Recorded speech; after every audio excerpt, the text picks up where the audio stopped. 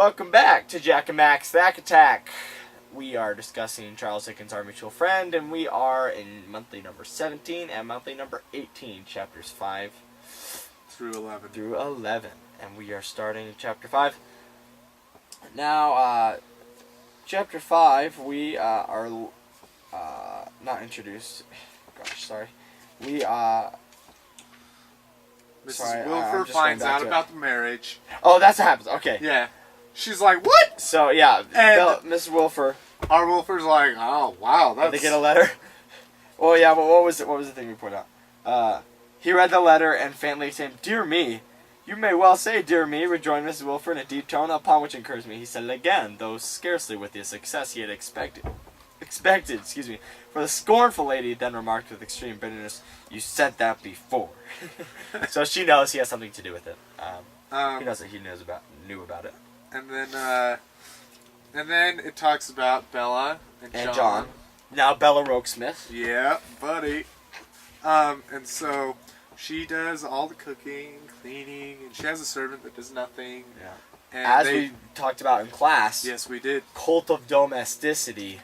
The perfect woman is Bella Wilfer. How she exemplifies that when she reads the things that John Rokesmith does in the paper to have conversations with him.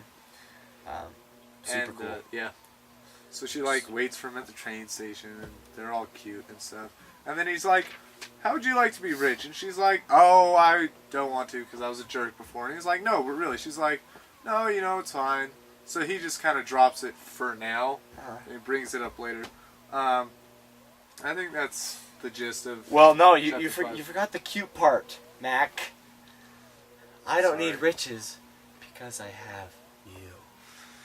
And that's just where it gets me, Yeah, I've never heard that line ever before. In the heart, it's there. It's like Romeo and Juliet all over again, except they don't shoot each other. Yeah. Shoot each other. Shoot themselves. Stab each other. Sorry, have you seen the Leonardo DiCaprio version? No. Not really. It's really weird. It's like they've got this black guy from Mercutio, with dreads, and Leonardo DiCaprio's Romeo, and then he shoots himself in the end. And then I wouldn't recommend it. And then they wake up because it's all a dream. So yeah, then chapter. And then he's 6. Gatsby. All right. So I love you, mushy mushy stuff. Chapter 6: A Cry for Help. This is a great chapter. Now this is when Eugene confronts Lizzie, and Lizzie says, "Dude, you're creeping me out. The only reason I met you in the first place was to tell you that I don't like talking with you because you're a creeper. So please leave." He goes, "You know what? I'll respect that, but I really, really, really, really love you." So he starts walking away. They part ways. Guess who gets up in Eugene's grill? Guess, Mac. Guess. You have your mouth full. That's okay. I have no idea. I forget. Why am I forgetting this? Bradley Headstone! Boom! Goes the dynamite. Bradley Headstone, obviously the guy who's obsessed with Lizzie that we talked about back in monthly number 16. And he's like, "I hope I don't kill him." Well, he... Boom! Right there. He attacks him, beats him up, throws him into the water. Water, again, a cleansing thing, so it was cleansing... Possibly like he was being resurrected. Yeah. Oh my gosh, yes. I'm glad you brought up that point, Jake. Mac. Sorry, it's just so hard in these play roles. You know what I'm saying? Okay. Then Lizzie's walking on the bridge at night, and she sees his floating body, and she's like, Christ figure resurrecting. Yeah. What? She's like, "I know how to do this. Because my dad taught me all this." Yeah, I mean, we're pros at fishing dead bodies out of the river. So, obviously, that's her first thought. Why don't I just get this body out of the river? So, and then she's like, "Oh, it's Eugene." Oh my gosh! It's Eugene! So, she rushes him to the doctor, the police. Yeah. Blah, blah, blah, blah, blah. And, better to be able than Cain. Yeah.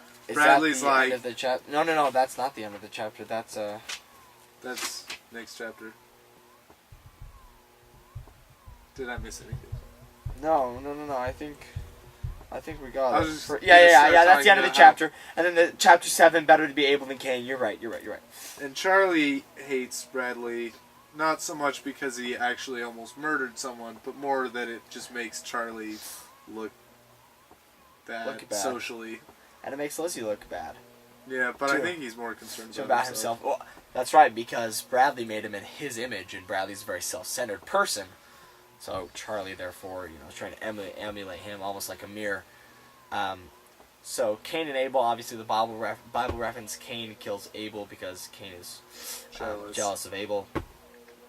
Because Abel is the favorite child, the birthright child.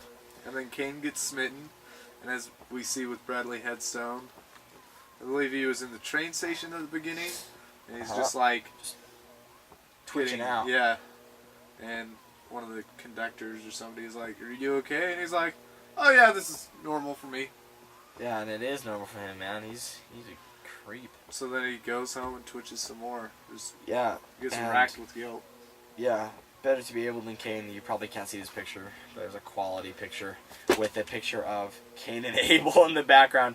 And as Miss Thackeray pointed out in class, why that's so unrealistic. Great homie touches. Yeah, you've got your pottery and your painting by Van Gogh and a picture of Cain and Abel. Well, maybe that's how they did it in the 19th century. Maybe that's how they rolled. Chapter 18. Oh, it ends with Bradley Headstone twitching on the floor. Chapter 8. Excuse me, not 18. A few grains of pepper. Now, pepper, we have already associated pepper and the pepper throwing already with Miss Jenny Wren. Jenny Wren has this altercation with Mr. Ryan in this chapter, as well as altercation. I think that's a fancy word for It means a fight. Oh my gosh, it does. Well, she does, kind of. She's a little frustrated. She has catharsis with Raya. Wow. I'm just gonna. That was catharsis. Wow. Well, that's what it is. It's wow. That was good. She's talking with Fledgeby, and she's like, "Fledgeby, that's wait. Fledgeby is Pubsy." And go, what? I think you just ran out of battery. I thought. There we go. The leg massage is still back on for Mac. So, she is talking to Fledgeby. He's like, "I can get you some great discounts," and she's like, "You're Pubsy and Co." In her head, obviously. And so then he's like, "Here, I'll set an appointment. Come by my place later on." She's like, "Okay, sure." She goes by, and guess who's there? Lamleys. Boom! Both the Lamleys are there. They obviously do not like Fledgeby. As we see Mr. Lamley walking down the stairs with Mrs. Lamley saying, "Don't go up there. Don't go up. Young lady, you're not allowed to go up there." Remember, Miss Jenny Wren is like 13 years old. The woman who makes dolls. The woman. And, yeah, it's... Am I right? That's Jenny Wren? Or is that the other? Yeah. Well, she's the small cripple, yeah. Yeah, she's like 13 years old. And so, after Mr. Lamley, or whatever. What is it? Is it Lamley? I don't know. After he has his discussion... Don't even know what altercation means. Keep going. Yeah, after he... has a discussion with Fledgeby. Well, if altercation is the opposite of catharsis, I guess we could say he and Fledgeby had catharsis, a.k.a. an altercation. That was kind of one-sided, it looked like. He's like, "Oh, here, give these..." Fledgeby seems to be all bark and no bite. Yeah. Complaining about his eye and all his other... Yeah, so Lamel beats the crap out of Fledgeby, and so Miss Wren goes up there, and she sees Fledgeby, and she realizes, "Oh my gosh, you're so hurt." Now she gets her pepper revenge, and she puts pepper on the bandages, and puts them on Fledgeby to help him. Yeah, so it really burns. So she gets her revenge. Very satisfying. Obviously, we don't want to see revenge, in real life, but it is satisfying to read in books. So that's what Jenny Wren does to Fledgeby. She gets her revenge. And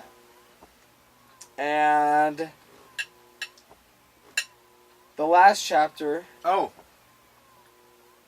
And her dad dies. Where's Dad? Oh, yes. I was like, Dad, my dad died? I'm sorry, I'm so tired. Yeah, and Jenny Wren's dead. So, very sad. Lots of death, lots of beating ups. Very exciting. In the last chapter, chapter 19. Right. What? Oh my gosh, what? I don't know what the X... I'm just gonna keep going. I'm digging myself into a big hole. Chapter 9, 2 places vacated, is Lizzie goes back, basically all that's important in the chapter, really. Lizzie marries Eugene at the very end, just to, I think Dickens wants to bring some conclusion to what, to these monthly numbers, and he's very sick, and, wait.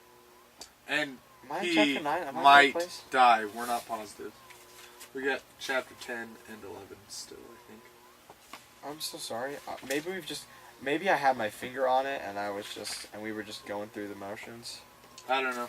I really don't. Okay. 11 here. Yes. Yeah.